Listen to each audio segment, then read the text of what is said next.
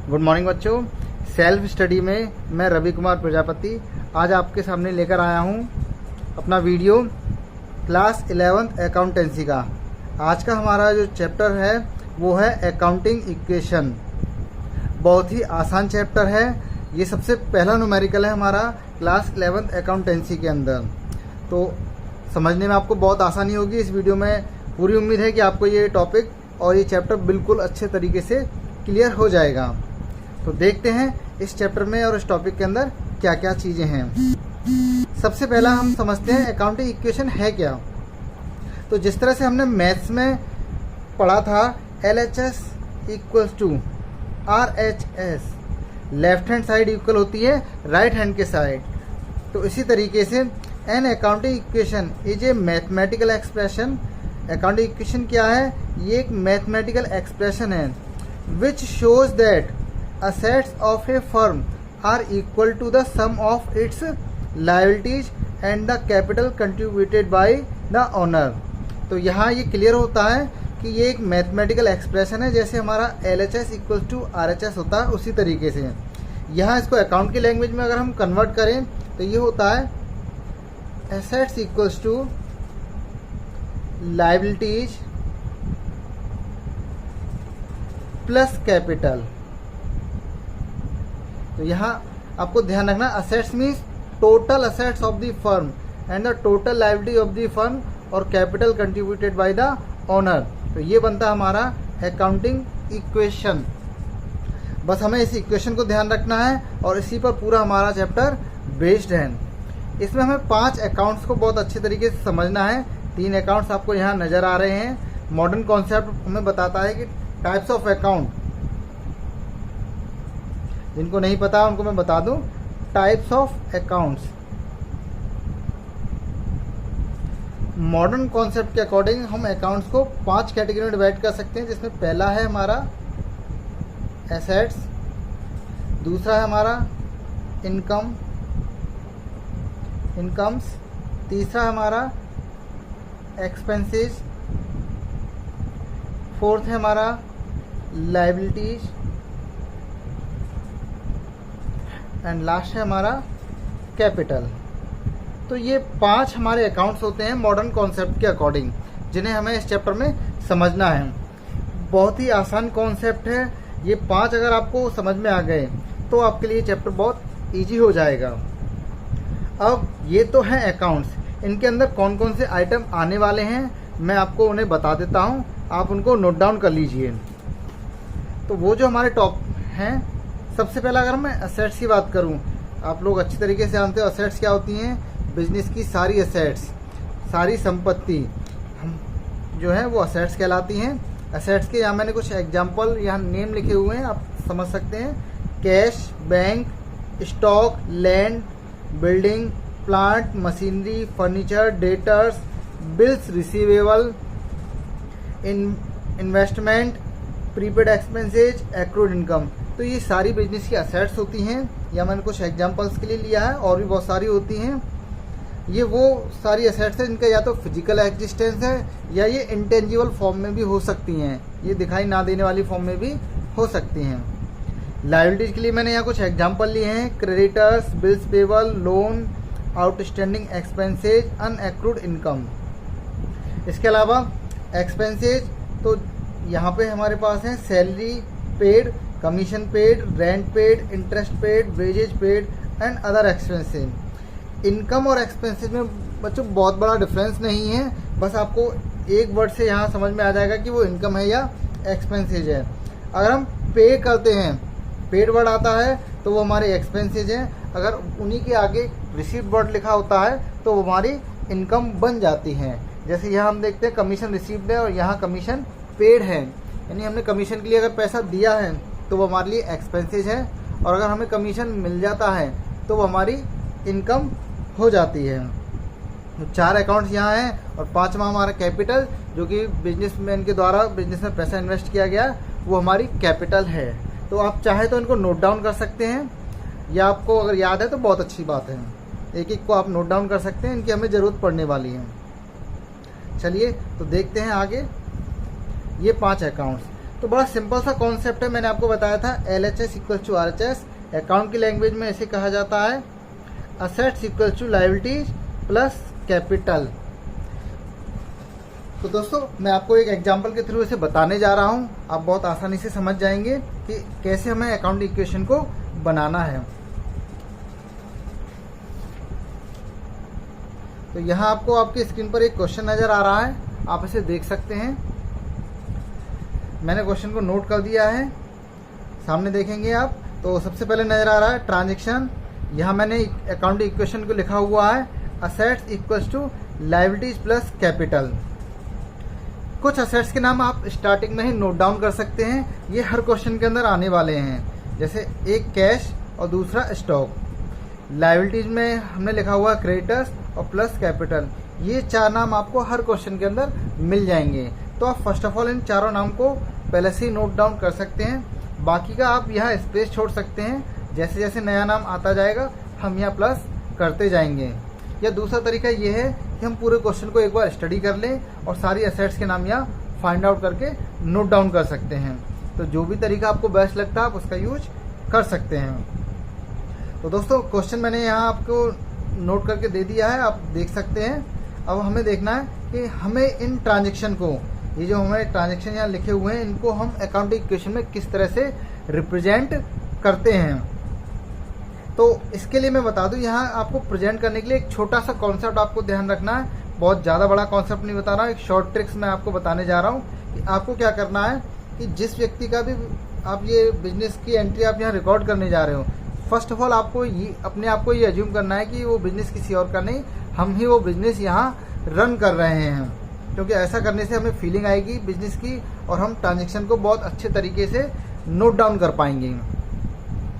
तो और दूसरी सबसे बड़ी बात आपको जो ध्यान रखनी है वो ये है कि हमें सिर्फ 2 वर्ड को लेकर चलना है, एक इनकमिंग और दूसरा हमारा आउटगोइंग। इनकमिंग और आउटगोइंग, अगर कोई भी चीज़ हमारे पास आ रही है, चाहे वो असेट्स हो या एक्सपेंसेस हो, अगर हमारे पास कुछ आ रहा है, अगर हमारे पास असेट्स आ रही हैं तो हमें प्लस करना है, और हमारे पास से अगर जा रही हैं तो माइनस करना है। अगर हमारे पास कुछ भी आता है तो हम उसको प्लस करते जाएंगे, और हमारे पास से लगता है कि हमारे पास से कुछ जा रहा है तो हम उसे माइनस करते जाएंगे। एक्सपेंसेस के लिए आपको ध्यान रखना है, एक्सपेंसेस हमेशा ही माइनस होंगे, दोनों साइड से, असेट्स और लायबिलिटीज से। मैं आपको यहाँ नोट कर देता हूँ, एक्सपेंसेस को हमें दोनों ही साइड से, असेट्स और लायबिलिटीज हमें माइनस करना है, और जबकि हमें इनकम को दोनों साइड प्लस करना होता है। ध्यान से सुने, अगर हमारे पास कोई भी चीज़ आ रही है तो हमें उसे प्लस करना है, और हमारे पास से कोई चीज़ जा रही है तो हमें उसे माइनस करना है।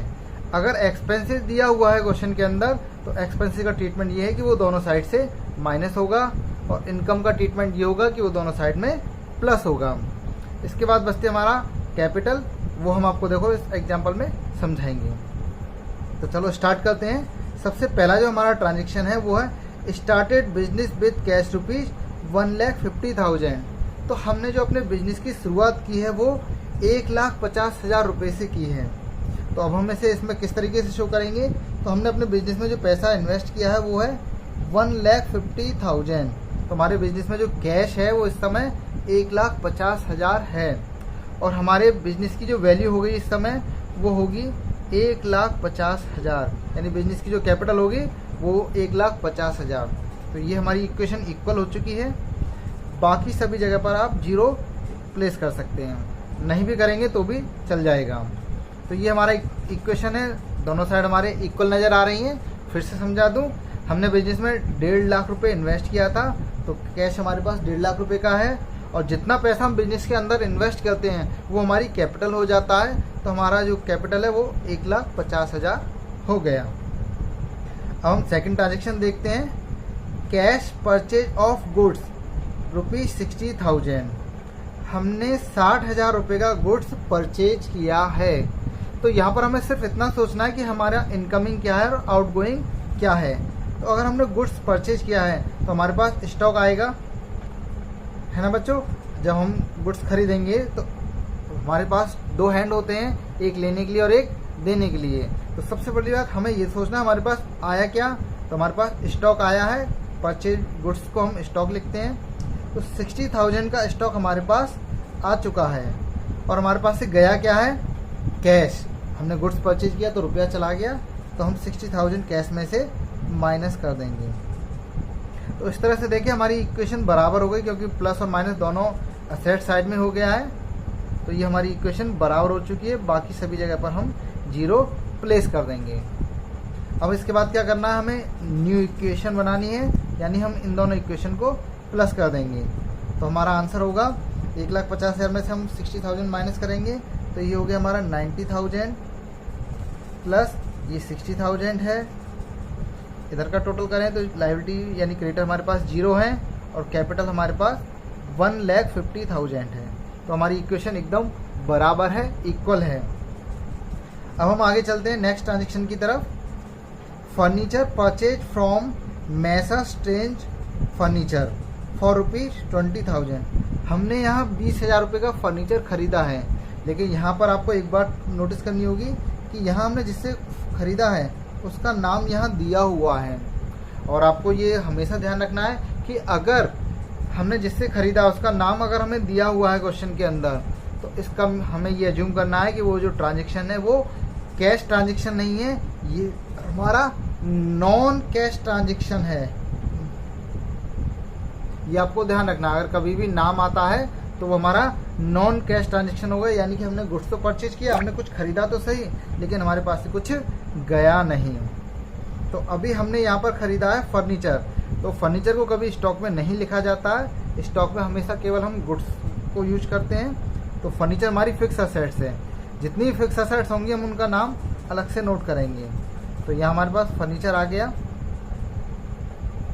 तो हम फर्नीचर को इस इक्वेशन तक ले आएंगे 0 पुट करके।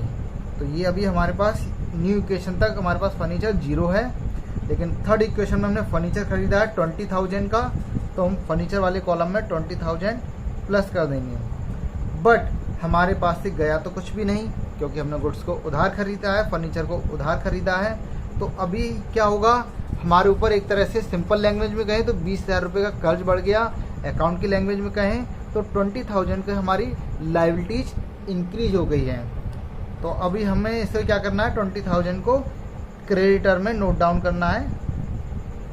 मैं आपको इसके लिए हिंट के लिए आप लिख सकते हैं, यहाँ पे क्रेडिटर में आपको तभी लिखना है जब आप क्रेडिट परचेज करेंगे। जब भी आप कभी उधार खरीदेंगे, क्रेडिट परचेज करेंगे, अभी आप इसलिए मैंने यहाँ लिख दिया है जिससे कि आपको याद रहे। जब भी कभी आप गुड्स को उधार यानी क्रेडिट परचेज करेंगे तो आप उसको नोट डाउन करेंगे लायबिलिटीज में क्रेडिटर वाले कॉलम में। तो अभी बाकी सभी जगह हमको 0 पुट करना है, और इसके बाद हमें न्यू इक्वेशन निकालनी है। तो टोटल कर देंगे हम दोनों का। तो ये हो गया हमारा 90,000, ये हो गया हमारा 60,000 और ये हो गया हमारा 20,000। और इधर हम करते हैं तो 20,000 इधर हो गया हमारा 1,50,000। अगर हम एक बार देखें तो फिर से 90 प्लस 60 150 170, यानी हमारा डेबिट साइड का, इसे हम डेबिट साइड भी कहते हैं असेट्स को। तो ये हमारा 170 है और इधर भी हमारा 170 है। चलिए अब इसमें हम नेक्स्ट ट्रांजेक्शन को ऐड करते हैं। नेक्स्ट ट्रांजेक्शन क्या है हमारा, रिसीव्ड कमीशन ऑफ ₹4,000। 4,000 रुपये का हमने कमीशन मिला है। तो कमीशन हमको मिला है यानी हमारे पास कुछ आया है। कमीशन में हमारे पास क्या आएगा, तो यहाँ क्लियर है, कमीशन में हमको रुपए मिलेंगे, रुपीज हमको मिलेगा। तो ये हमारी इनकम हो गई। इनकम और एक्सपेंसेस का स्पेसिफिकेशन क्या है, ये आप पिछले चैप्टर में बेसिक अकाउंटिंग क्लास में पढ़ चुके हैं कि जब भी हम कभी हमें पैसा मिलता है और बदले में हमारे पास से कुछ भी नहीं जाता तो वो हमारी इनकम कहलाती है। इसी तरीके से जब कभी भी हम पैसा देते हैं और हमें कुछ नहीं मिलता तो वो हमारे एक्सपेंसेस कहलाते हैं। तो दोनों का मीनिंग सिर्फ इतना है कि जब भी हम सर्विस देते हैं तो हमें पैसा मिलता है, वो हमारी इनकम होती है, और जब भी हम कभी सर्विस लेते हैं किसी से तो हमें पैसा देना होता है, वो हमारे एक्सपेंसेस कहलाते हैं। शॉर्ट एंड सिंपल है। कि एक्सपेंसेस का मतलब है सर्विस को यूज करना, यानी किसी और की सर्विस को हमने यूज किया है तो हमें उसको पे आउट करना पड़ेगा। और इनकम का मीनिंग है कि हमने किसी को सर्विस दी है तो उसके बदले में हमें इनकम पैसा मिलेगा। तो यहाँ हमें 4,000 रुपये मिले हैं, तो हम क्या करेंगे, इस 4,000 को कैश में प्लस कर देंगे, क्योंकि बिजनेस के पास 4,000 रुपया आ गया है, इंक्रीज हो गया। मैंने आपको पहले ही बताया था इनकमिंग को प्लस करना, आउटगोइंग को माइनस करना है। तो हमारे पास से गया कुछ भी नहीं है, तो हमें क्या करना है, सभी जगह पर 0 पुट करना है। लेकिन ये 4,000 रुपये जो आए हैं ये बिजनेस का पैसा है, तो बिजनेस में जो है कैपिटल इंक्रीज हो गई है। 4,000 रुपये का प्रॉफिट हो गया, 4,000 रुपये की इनकम हो गई है, 4,000 रुपये की कैपिटल बिजनेस की इंक्रीज हो गई। तो मैं ये आपको ध्यान रखना। वैसे एक शॉर्ट ट्रिक्स ये भी है कि इनकम हमेशा कैश और कैपिटल में ही प्लस होंगी। तो अभी हम टोटल करेंगे। ये हो गया हमारा 94,000, ये हो गया हमारा 60,000 और ये हो गया हमारा 20,000। इधर हम करेंगे 20,000 प्लस हो गया हमारा 1,54,000। ये हमारी आ गई न्यू इक्वेशन। चलिए तो बच्चों आगे अगले ट्रांजेक्शन की तरफ बढ़ते हैं। Withdrew ₹7,000 for personal use. जिन बच्चों को नहीं पता है मैं बता दूं, पर्सनल यूज को हम ड्राइंग कहते हैं। एक तरीके से अगर देखा जाए तो ये बिजनेस के लिए लॉस होता है, क्योंकि बिजनेस का पैसा यूज किया जाता है अपने काम में। तो यहाँ बिजनेसमैन ने बिजनेस के पैसे को यूज कर लिया है अपने पर्सनल एक्सपेंसेस में। तो बिजनेस से 7,000 रुपया विड्रॉ हुआ है, यानी निकाला गया है। तो जब निकाला गया है तो एक तरह से बिजनेस से आउटगोइंग हो गई, बिजनेस का पैसा कम हो गया। तो मैंने आपको बताया था आउटगोइंग जब भी होगा तो माइनस हो गया। तो बिजनेस में से 7,000 रुपये जा चुके हैं, तो हम 7,000 को माइनस कर देंगे कैश में से। तो ये क्या हुआ, 7,000 रुपये तो गए बिजनेस के पास से, लेकिन उससे मिला क्या, नथिंग। तो ये क्या हुआ हमारा एक्सपेंसेज।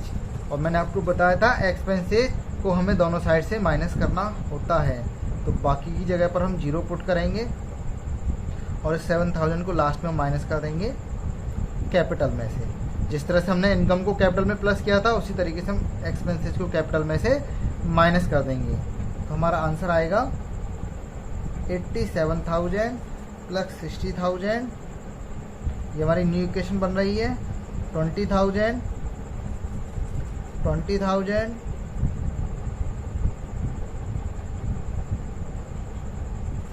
1,47,000 ये हमारी न्यू इक्वेशन निकल कर आ चुकी है। लास्ट ट्रांजेक्शन हम देखते हैं। Goods costing 8,000 sold for ₹10,000 in cash. 8,000 के गुड्स को हमने 10,000 में बेच दिया है। तो बिल्कुल सिंपल तरीका है, हमारे पास से गुड्स कितने रुपए का गया, 8,000 का। तो हमारा जो स्टॉक है वो कम हो गया।